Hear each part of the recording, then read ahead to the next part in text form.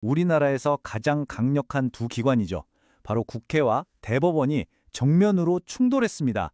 한쪽은 국민의 감시를 받아라 외치고 다른 한쪽은 사법부의 독립을 흔들지 말라고 맞서고 있거든요. 정말 팽팽한데요. 과연 누구의 주장이 맞는 걸까요? 오늘 이 거대한 충돌 뒤에 숨겨진 진짜 이야기를 한번 파헤쳐 보겠습니다. 국정감사장에선 조희대 대법원장, 그의 입에서 나온 첫마디가 바로 이거였습니다. 재판을 이유로 판사를 증언대에 세우지 말아달라. 이건 단순히 증언을 안 하겠다는 걸 넘어서요. 어떤 정치적 압박으로부터도 사법부를 지키겠다는 뭐랄까 일종의 선전포고처럼 들리기까지 했죠. 바로 이 지점에서 우리가 한번 진지하게 생각해봐야 할 질문이 생깁니다. 대법원의 이런 태도, 과연 민주주의의 근간인 사법부 독립을 지키려는 숭고한 방어일까요?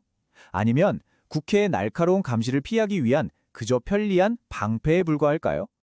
그럼 이 팽팽한 대결이 벌어진 현장, 바로 국정감사장으로 먼저 들어가 보시죠. 도대체 여기서 무슨 일이 있었길래 이렇게까지 충돌하게 된 걸까요? 국정감사, 이걸 아주 쉽게 말하면요. 국민을 대신해서 나라 살림살이를 검사하는 거라고 할 수 있습니다. 우리가 뽑은 국회의원들이, 정부기관들이 우리 세금 잘 쓰고 있는지, 또 일은 제대로 하고 있는지 정말 매의 눈으로 감시하는 거죠. 이건 헌법이 보장하는 아주 강력하고 중요한 권한입니다. 무려 800개, 이게 바로 국정감사에서 현미경처럼 들여다보는 기관들의 숫자입니다. 중앙부처부터 공기업까지, 그러니까 사실상 대한민국의 거의 모든 영역이 이 감시망 안에 들어온다고 보시면 돼요. 이 감사가 얼마나 중요한지 감이 오시죠? 그런데 말이죠. 유독 이번 국정감사에서 대법원이 이렇게 집중포화를 맞게 된 이유가 있습니다. 바로 어떤 특정 재판 때문이었는데요. 일부 비평가들은 이 재판 처리 과정을 두고 조희대의 만행이라는 정말 어마어마하게 강한 표현까지 썼습니다. 도대체 무슨 일이 있었던 걸까요? 이 타임라인 한번 보세요. 뭔가 좀 이상한 점 느껴지시나요? 보통 대법원 사건은 몇 달, 길게는 몇 년씩 걸리기도 하는데 이 사건은 딱 한 달여 만에 모든 게 끝났습니다. 특히 우리가 주목해야 할 날짜가 바로 4월 22일인데요. 오전에 소부라는 곳에 배당됐던 사건이 불과 몇 시간 만인 오후에 모든 대법관이 참여하는 전원 합의체로 넘어갑니다. 이건 정말 보기 드문 초고속 진행이었고 바로 이 지점에서 모든 의혹이 시작된 겁니다. 자, 그런데 국정감사장에서 이 의혹에 대한 질문이 막 쏟아지자 정말 놀라운 일이 벌어집니다. 대법원이 갑자기 지금까지 알려졌던 것과는 완전히 다른, 완전히 새로운 이야기를 꺼내놓은 거죠. 원래 우리가 알던 이야기는 4월 22일에 검토 시작했다는 거였는데 대법원이 내놓은 새로운 해명은 아니 3월 28일 접수 직후부터 모든 대법관이 다 같이 검토했다는 겁니다. 말이 완전히 바뀌었죠. 이건 그냥 해명 수준이 아니라 사건의 진행 과정 자체를 통째로 뒤바꾸는 주장이었어요.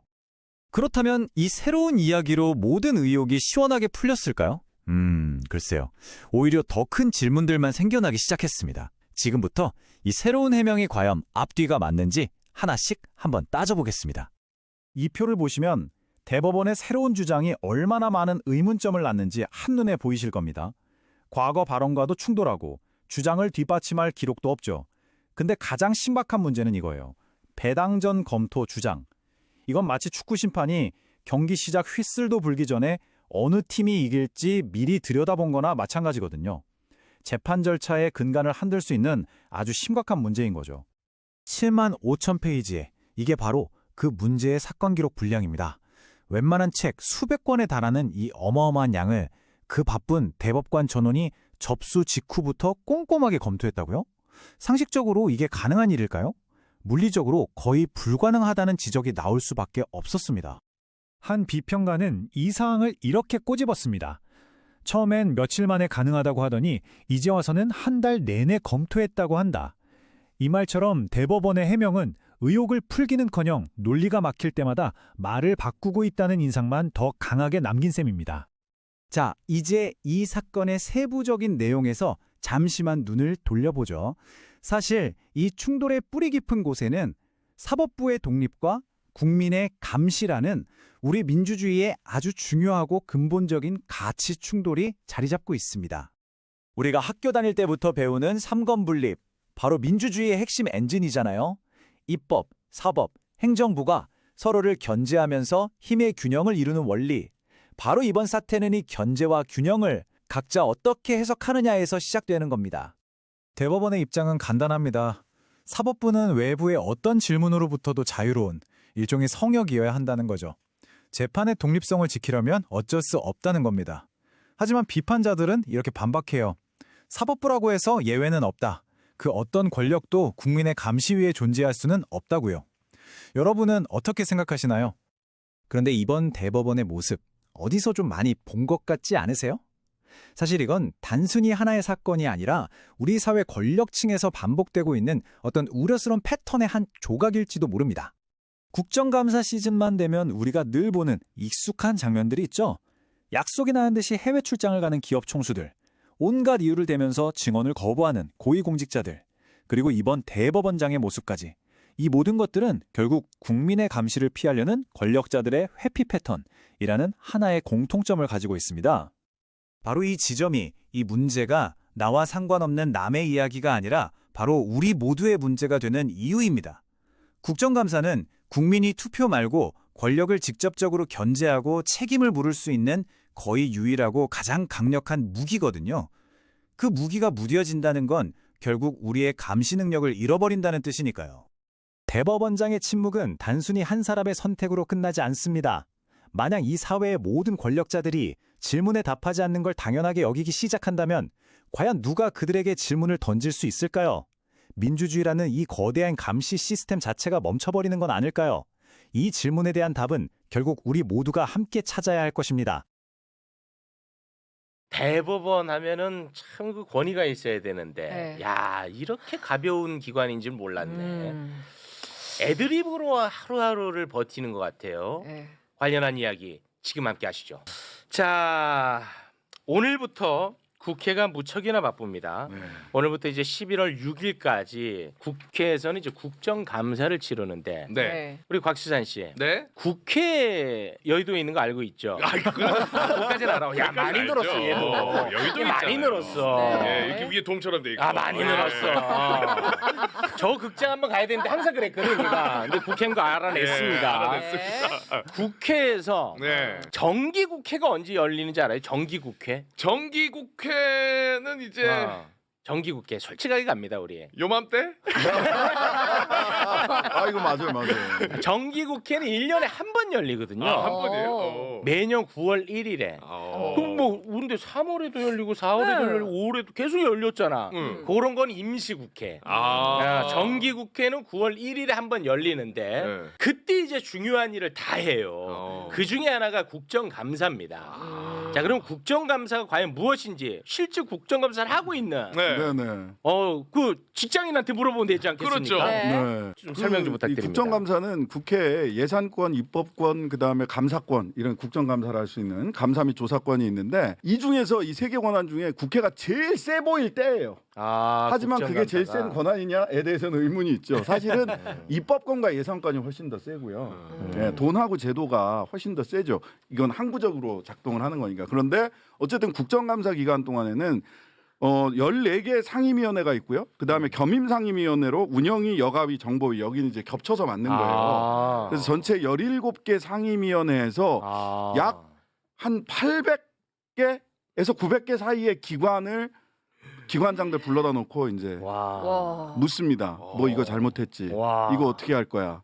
당장 물러나세요. 뭐 이런 걸 하게 되거든요. 네. 이게 이제 올해는 오늘부터 시작을 해서 11월 6일까지 25일간에 걸쳐서 진행이 됩니다. 이 네. 국정감사를 보통 국회의원들은 한 해 농사다 이렇게 표현을 해요. 한 해 농사. 그리고 보좌진들도 사실 그래서 이번 추석 때 그렇게 많이 쉬지 못했을 겁니다. 이거 보좌진 준비하느라고. 어쩔 수가. 연휴 끝나자마자 바로니까. 네. 그래서 그럼 저도 이번에 어제 그 나와가지고. 국정감사는 이재명 정부를 한해서만 하는 것이 아니라 아니죠. 윤석열 정부 때가 더 많겠죠. 여기서 할 말이 있어. 네. 사실 뭐 김현지 부속실장이 나오니 안 나오니 지금 부속실장 이전에는 총무실장 이건 사실은 부차적인 거예요. 왜냐하면 국정감사가 지난 1년을 다 돌아보는 거예요.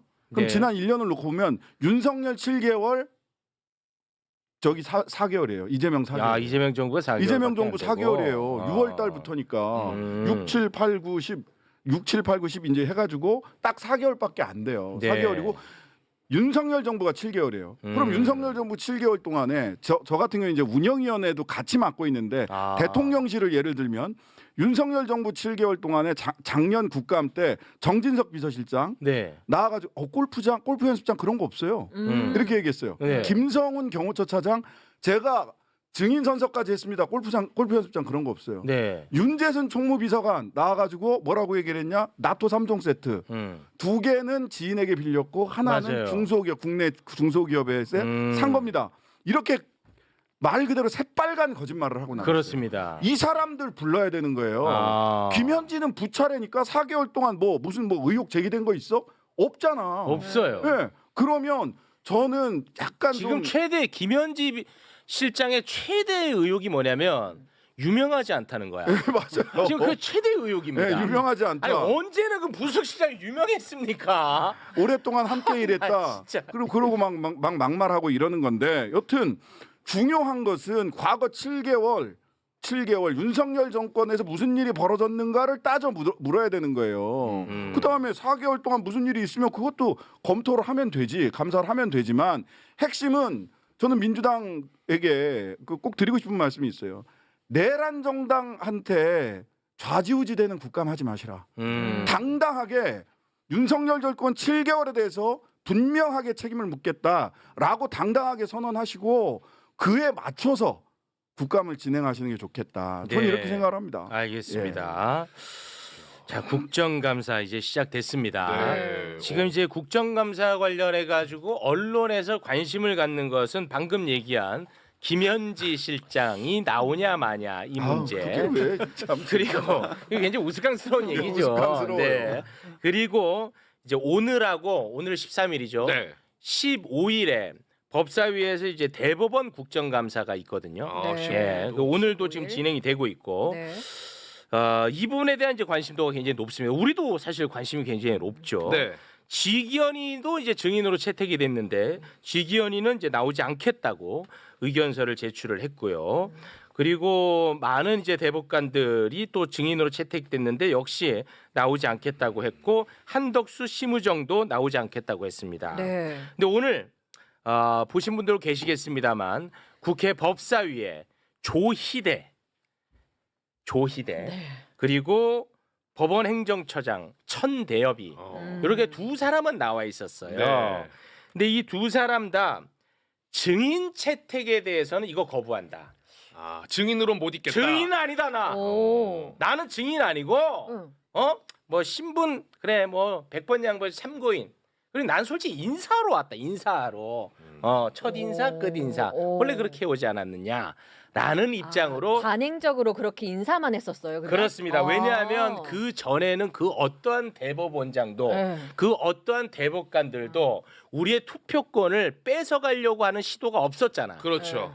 그러니까 인사만 하고 간 것도 관행이 될 수 있었던 거죠. 네. 그런 사람이 없었으니까 없었으니까. 이번에 초유의 사태를 발생시킬 애들은 관행 들어가면 안 되지. 그렇죠. 그게 핵심이죠. 그게 네. 핵심입니다. 근데 조희대가 인사말을 통해서 국정감사의 대상에 나는 될 수 없다라는 것을 강력하게 또 어필을 했거든요. 일부분만 잠깐 영상으로 보고 오겠습니다. 네. 안된 소리 하고 앉았어. 하지만 어떠한 재판을 하였다는 이유로 재판 사항에 대해 법관을 증언대에 세우는 상황이 생긴다면 법관들이 헌법과 법률과 양심에 따라 재판을 하는 것이 위축되고 심지어 외부의 눈치를 보는 결과에 이를 수도 있습니다. 이러한 점에서 상권 분립 체제를 가지고 있는 법치 국가에서는 재판 사항에 대해 법관을 감사나 청문의 대상으로 삼아 증언대에 세운 예를 찾아보기 어렵습니다. 너 같은 얘가 없었으니까. 그렇죠. 너 같은 얘가 없었잖아 이놈아. 초유니까. 초유의 사태를 발생시켰잖아. 이게 87년 이후에는 그런 일이 없다. 예전에 뭐 김병로 대법관이나 이런 분들은 실제로 법원에 나와가지고 대법원장이 직접 그 국회에 나와서 이런저런 말씀도 하시고 한 사례는 있어요. 87년 이후에 왜 없었냐를 생각해봐야 돼요. 그런 사례가 없었다. 네. 조희대 같은 사람이 없었다라는 것도 있지만 당시에는 87년 민주화 이후에 대한민국은 뭐가 있었냐면 이전에 독재국가, 군부 독재국가로부터 판사들이 스스로 막 이렇게 그 적극적으로 아부한 사람들도 있지만 굉장히 탄압을 받고 억압돼 있었어요. 네. 그러다 보니까 국민들한테 컨센서스가 뭐가 있냐면 법관들을 행정부나 대통령으로부터 좀 지켜줘야지라고 하는 컨센서스가 있었어요. 그러다 보니까 자제한 것이지 네. 원래 할 수 없는 일이다 이렇게 얘기하는 거는 말이 안 되는 말이 안 얘기예요. 되죠. 근데 지금은 오히려 법관이 법원이나 그 이 조희대 대법원장이 마치 하늘에서 내려온 자기는 천상에서 내려온 사람인 것처럼 절대 손대지 마. 여기 넘어오지 마 이렇게 얘기하고 있잖아요. 네. 그럼 당연히 삼권 분립에 따라서 국회가 불러서 물어볼 수 있죠. 그렇습니다. 국회법상 헌법재판소장이든 대법원장이든 대법관이든 다 불러서 물을 수 있도록 국회법에 다 보장돼 있어요. 그렇습니다. 그게 삼권 분립이지. 네. 무슨 나와가지고 인사만 하고 가는 게 삼권 분립이야. 네. 신 후보님 말씀하신 것처럼 사실은 그렇게 법원이 독립 아닌 사실 헌법에 사법부 독립이란 말은 없어요. 법관의 독립. 근데 독립 아닌 독립을 할 수 있었던 건 뭐냐면 87년 이전에 그럼 법원이 잘했느냐? 아니요, 억압을 받았다고 하지만 억울한 재판 얼마나 많이 했어요. 맞습니다. 억울한 사람들 얼마나 사형대로까지 보냈어요. 근데 그 꼴을 보고 그걸 이제 권력자들에 의해서 법원이 노란하다 보니까 그런 일이 있으니까 법원이 잘하고 예뻐서가 아니라 국민들이 야 법원은 건드리지 말자라고 한 것이에요. 그렇지. 네. 자기들이 신뢰를 얻은 게 아니에요. 그렇지. 예. 근데 지금 그걸 가지고 이제는 국민들 위에 올라가 버렸어요. 그러니까. 오늘 조희대 대법원장이 나와서 한 이야기는 우리는 신성 가족이야. 그렇죠. 홀리 패밀리. 건드리지 마. 이런 이야기를 했는데요. 자, 상권 분립의 예를 들어 볼게요. 그럼 상권 분립이 돼서 대통령도 헌법 기관입니다. 네. 국회의원들도 헌법 기관입니다. 그럼 우리가 대통령하고 국회의원한테 아무 말도 안 합니까? 눈치 안 줍니까? 욕하죠. 맨날 씹잖아. 비판 안 합니까? 맨날 하지. 늘 씹는 겁니다. 욕하는 네. 겁니다. 자, 그러면은 사법부 재판관들에 대해서는 왜 못합니까? 할 수 있는 겁니다. 네. 그럼 재판부의 독립이라는 것은 무엇이냐? 재판에 대해서 왈가왈부할 수 있습니다. 민주주의적으로. 네. 그 절차에 대해서 따질 수 있습니다. 비판할 수 있습니다.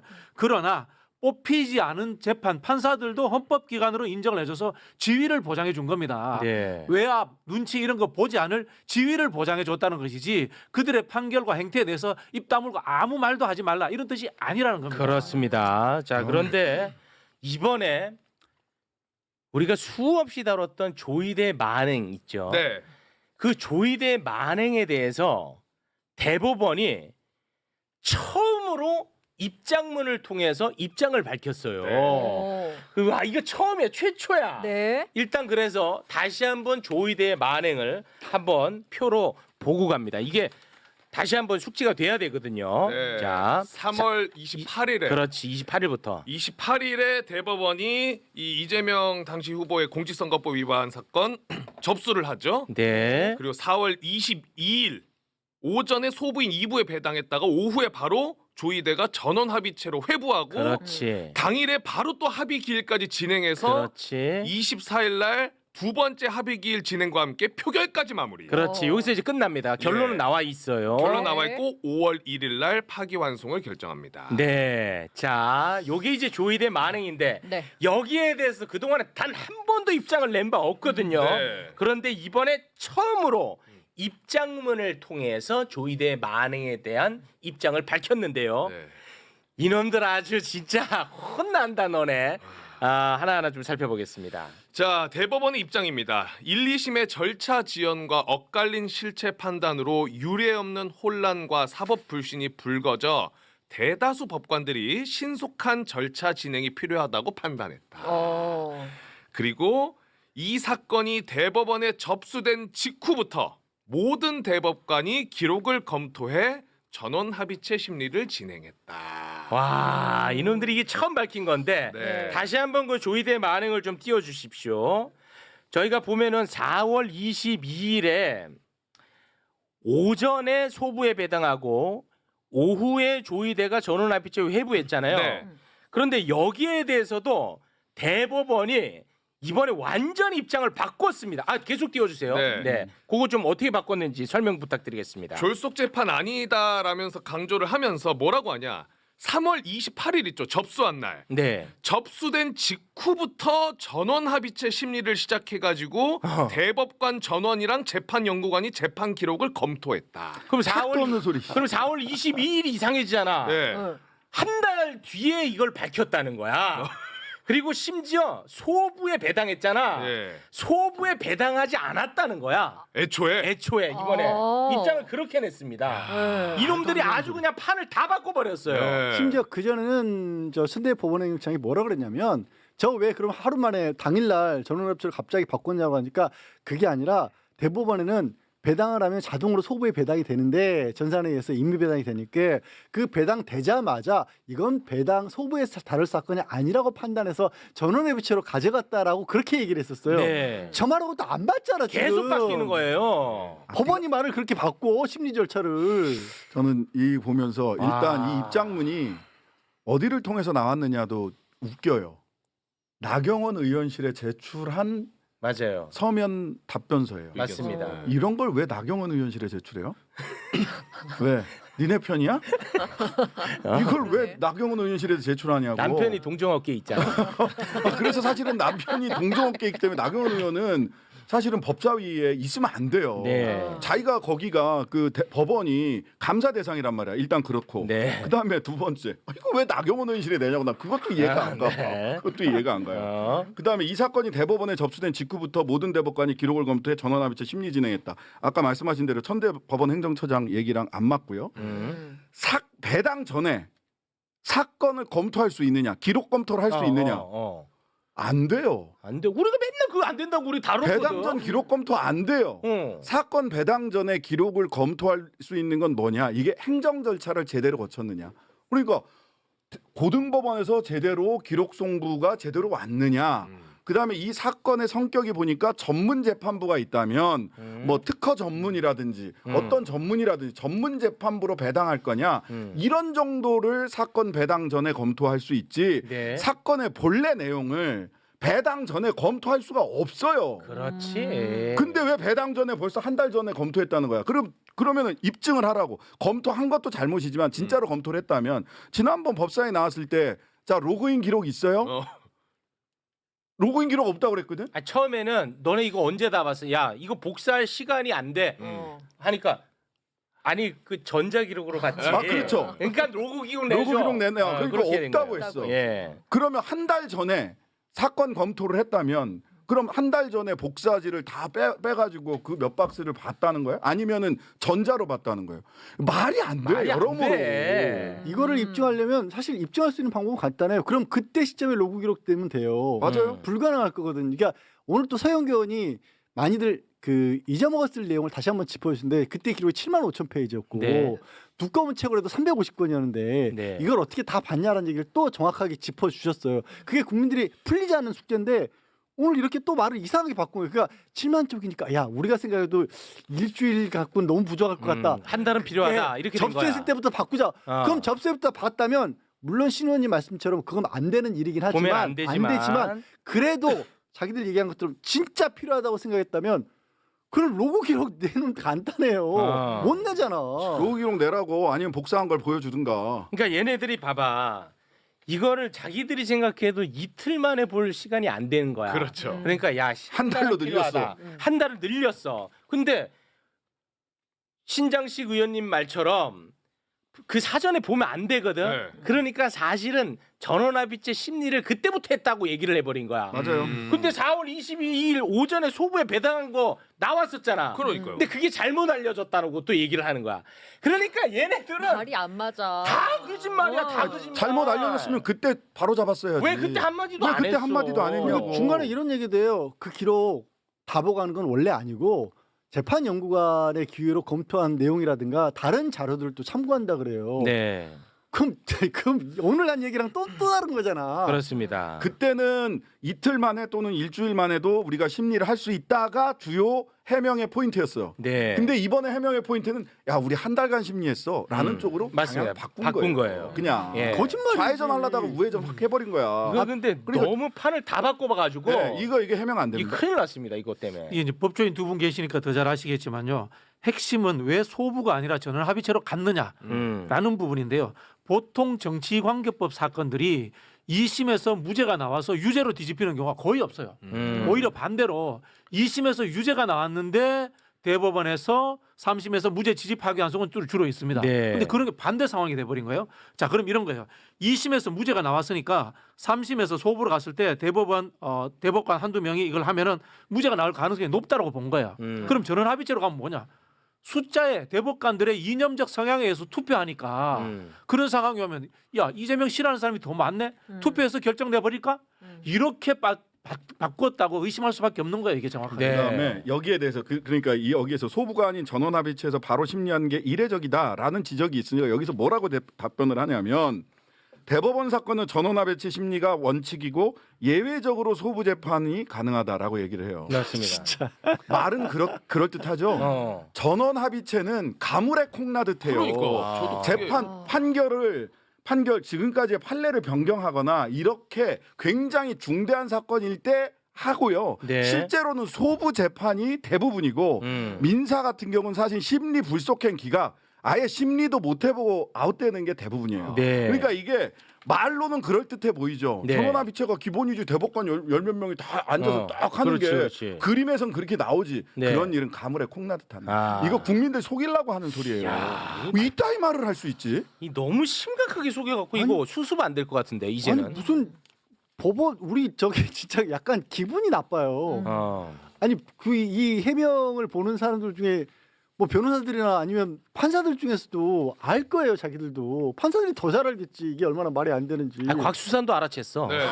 저도 바로 눈치채고. 곽수산 바로 눈치챘어. 아니 근데 사람들은 왜냐면 우리가 저 표 맨날 그렇죠 가지고 바로 알아챘어. 국민들을 뭘로 보는 거야 도대체. 저 딱 보자마자 요놈들 나 고졸이라 모를 줄 알았잖아. 바로 눈치채버렸잖아.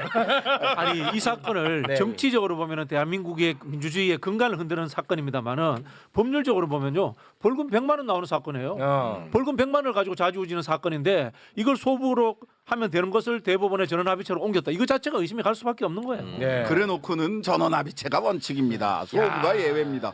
이런 그러면서 뭐 법치주의, 삼권분립 법치주의 이런 얘기를 하는데 이 법치주의는 뭐냐면 원래는 룰 오브 로잖아요. 법에 의한 법률에 의한 지배. 근데 룰 바이로 즉 법률을 도구로 삼아서 법꾸라지들이 법을 도구 삼아서 자신의 욕심이나 또는 자신의 어떤 가치관이나 이런 거를 관철시키려고 할 때 그거는 법치주의가 아니라 법률주의라고 합니다. 그러니까 오늘도 계속해서 법에 의한 지배가 아니에요. 그러니까 법관의 독립, 재판의 독립을 얘기하면서 헌법 103조 들어서 헌법과 법률에 의해서 법관의 양심에 따라 재판한다고 하잖아요. 네. 헌법의 가장 큰 부분은 국민주권인데 이건 투표권을 뺏으려고 한 거잖아요. 맞습니다. 엄청 큰 사건. 그럼 이게 헌법 위반이잖아요. 네. 그리고 지금 계속 짚었다시피 대법원의 기존 절차를 하나도 안 지켰어요. 네. 법률 위반이에요. 법률 위반이 돼 버렸어. 헌법과 법률 위반을 해놓고 무슨 양심이 어디 있어 여기에? 네. 야, 근데 진짜 너무 급하긴 급했나 봐. 이게 너무 좀 성의 없는 성의가 없어요. 아니, 그 입장문이야.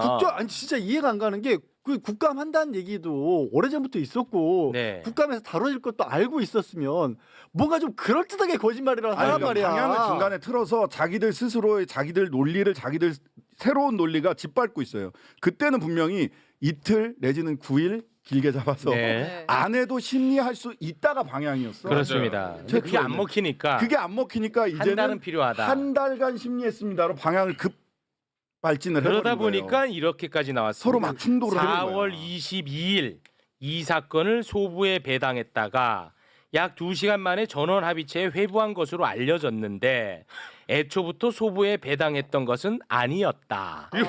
뭔 소리야? 야, 너무 무슨 큰 말이야. 급했나 봐. 그러니까 소부에서 전원합의체로 왜 가져갔니 급했나 봐. 하니까 잘못 알려졌다. 전원합의체가 원칙이다. 어, 이렇게 얘기를 하고. 급했나 봐. 그러니까 네. 저는 왜 이틀밖에 심리 안 했니 했더니 아우 사실은 우리 한 달 정도 심리했어. 너무 몇 달 만에 너무 달라졌잖아. 너무 큰일 났어. 변론 기분이 방향을 나쁜 이럴 때 게- 변론 방향을 변호사들은 변론 방향을 잃었다. 이렇게 표현을 합니다. 이거는 그 대법관 숫자가 우리가 많으니까 올라오기만 와봐. 한 달 전부터 기다리고 있었다. 이런 뜻이네. 네. 그걸 그렇게 네. 100번 양보해서 이게 맞다고 해도 문제고. 그렇죠. 그러니까 기분이 나쁜 부분이 그런 거예요. 설령 급해서 그랬다기보다는 저는 우리가 이렇게 얘기하면 니들이 안 믿고 뭘 어쩔 건데 맞아. 이거예요. 어. 이 배경에는 우리가 맞아. 그렇다면 그런 줄 알아.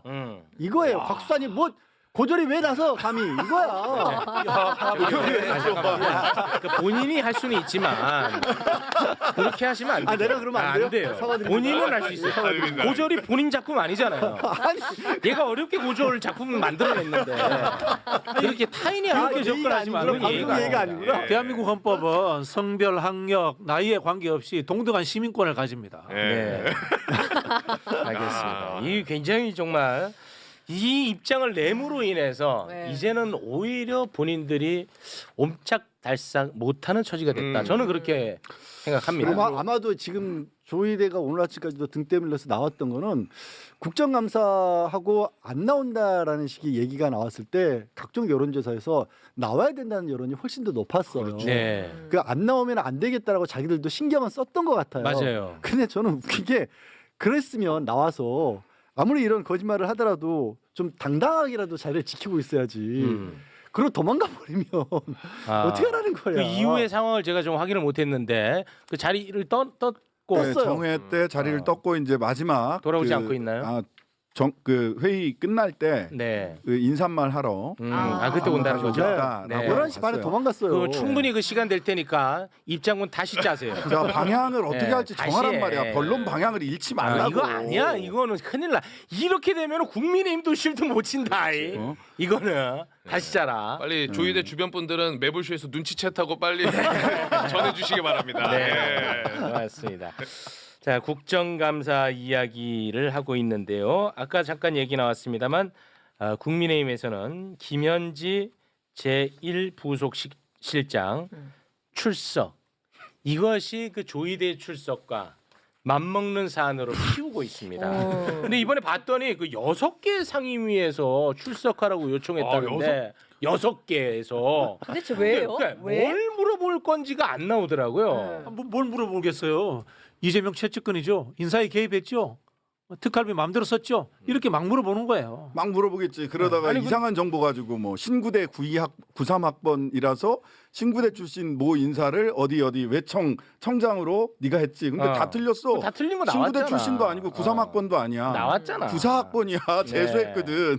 실제로 최소한의 증거로도 나온 어떤 비리 의혹이라든가 이런 게 전혀 없어요. 네. 자, 인사 이야기하는데 총무비서관이 원래 인사하는 자리예요. 네. 뭐 청와대 인사도 하지만은 실제로 인사위원회의 멤버입니다. 배석하는 멤버입니다.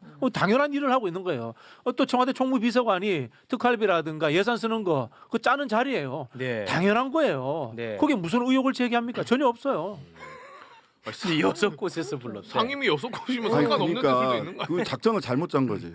그냥 운영위원회에서만 불렀어야 돼요. 그러면은 나와야 돼. 나올 수밖에 아, 없어요. 네. 근데 6군데서 부르면 이건 정쟁용이다. 이 뭐 말이 안 되잖아. 물을 게 없는데 일단 불러다 놓고 너 네. 뭐 백현동이 어땠어? 무슨 동이 어땠어? 하고 옛날 성남시장 시절 이야기를 막 그때부터 갖다 물을 거예요 분명히. 네. 측근인데 왜 몰라? 최측근인데 왜 몰라? 이런 얘기 하겠죠. 그러니까. 네, 전혀 안 먹힐 텐데. 그다음에 이상한 워딩 만들어 갖고 올 거예요. 네. 뭐 마쿠 실세 무슨 뭐 만사 현통부터 시작해 갖고 그런 단어 하나 언론에 나게 하려고. 네. 그렇게 하면 안 돼. 자, 조희대, 김현지 언론이 이제 관심 갖는 대목. 그리고 이제 또 한 대목이 사이버 레카 피해자 유튜버 쯔양. 네. 이번에 그 참고인 신분으로 예, 국회에 또 국정감사에 나온다고 합니다. 그럼 여기서는 이제 저의 또 관심사인 가세현이 이제 얘기가 그러네요. 네, 가세현 얘기가 많이 나올 것 같아요. 저는 이 부분을 또 주목하고 있는 입장입니다. 네. 네. 그리고 지역 축제 관련 논란이 일었던 그 백종원 씨, 이분은 이제 증인 신분으로 이번에 국정감사에 출석하는 것 같습니다. 이렇게 지금 현재 언론이 관심을 많이 갖고 있는 것 같은데 언론에서는 우리 의원님은 네. 지금 상임위 2곳에서 활약하고 있죠? 정무위원회하고 운영위원회인데 그 증인 관련해 가지고 이번에 사실 또 오늘도 제가 아침에 정무위 국감하다가 지금 점심 시간이라 잠깐 나온 건데 그 김범석 쿠팡 의장 원래 내일 나오는 걸로 증인 채택이 됐거든요. 근데 불출석 사유서를 띡 냈어. 해외에 계신데요. 해외에 계신데 그래서 이게 보면 그 다음에 오늘 또 골대 좀 이상한 일들이 하나오션에서 또 있었어요. 그러니까 노조 선거에 사측이 직접 개입을 했어요. 노조 이러면 안 돼요. 어용노조를 어용노조 만들고 싶어서 의혹이 있네. 사치 개입을 했는데 이게 보니까 하나오션 한 군데서만 있었던 게 아니라 하나테크인, 하나시스템까지 같은 사람이 옮겨 다니면서 이렇게 노조위원장 선거에 개입을 하고 했던 이거 그룹 차원 문제 아닌가? 그러면 이제 김동관 부회장이나 아니면은 정인섭 사장이나 하나오션 이런 분들 출석해야 되는데 이분들 다 안 나와요. 네. 이거 금융기관 그 회장님들은 국감 때 되면 10월 달쯤 되면 거의 3주에서 4주 정도 해외 출장 일정을 다 그래요? 잡으세요. 그런 거는 좀 어떻게 제도적으로 좀 맞습니다. 막아야 될 것 같은데. 예, 예. 이게 올해 같은 경우 그러다 보니까 재벌 총수들이나 기업 사장님들 무조건 불러서 괴롭히는 거 그러면 안 되죠. 네. 근데 물어야 될 건 물어야지. 쿠팡 사장님 빼놓고 우리 온라인 플랫폼의 공정성 문제라든지 배달 라이더 얘기를 할 수 있어요? 네. 쿠팡 빼고 얘기 못 하거든요. 그렇습니다. 근데 그냥 해외 체류 중이야. 네. 되게 성의도 없어. 10월 1일 날 비행기표 사갖고 나갔더라고. 좀 문제가 있네. 이게 국회법이 손방망이에요. 아, 그래요? 그런 국회법을 면에서는- 개정해야 되고요. 증인감정법 새로 만들어야 되고요. 네. 그렇게 해서 국회의 권위를 세워야 됩니다. 네. 국회의원들이 질문하고 감사하는 것은 국민을 대신해서 하는 거예요. 맞습니다. 네. 근데 만약에 국회의원이 엉뚱한 사람 불러다가 엉뚱하게 조진다? 그러면 그 국회의원은요 정치적으로 책임지는 거야. 맞아요. 그거는. 그래서 이게 견제가 다 된다니까. 근데 이상하게 국회의원들은 그렇게 씹어제끼는데 조이대는 그렇게 감싸제껴. 그래서 다음부터 재판에 걸리면 그럼 국회의원들이 삼권 분립에 입각해서 재판에 출석하지 않겠습니다. 그럼 어떡할 건데? 말이 안 그러네. 맨날 씹히겠지 그러면. 그럼 바로 잡아가겠죠. 있었다 그랬죠. 제정신 아니라 참 그랬지. 희한해. 그 삼권 분립 아니야? 그러면 그것도 아니 그게 아까 신 의원이 잘 정리해 주실 땐 1987년 이후에 국민들이 만들어준 덕을 법원이 보는 것뿐이에요. 네. 법원이 그 전에 법원이 국민들에게 큰 신뢰를 준 게 뭐였어요? 그럼 맞아요. 그때 당시 예를 들어서 그 독자 군사 독재 시절에 거기에 맞서서 판사가 이 사람 무죄다고 옷 벗고 집어던지고 나간 적 있었어요? 넌 제 기억나는 게 없어요, 저는. 네. 자, 그러면 국정감사 이야기는 또 내일 저희가 본격적으로 다루도록 하겠습니다. 네.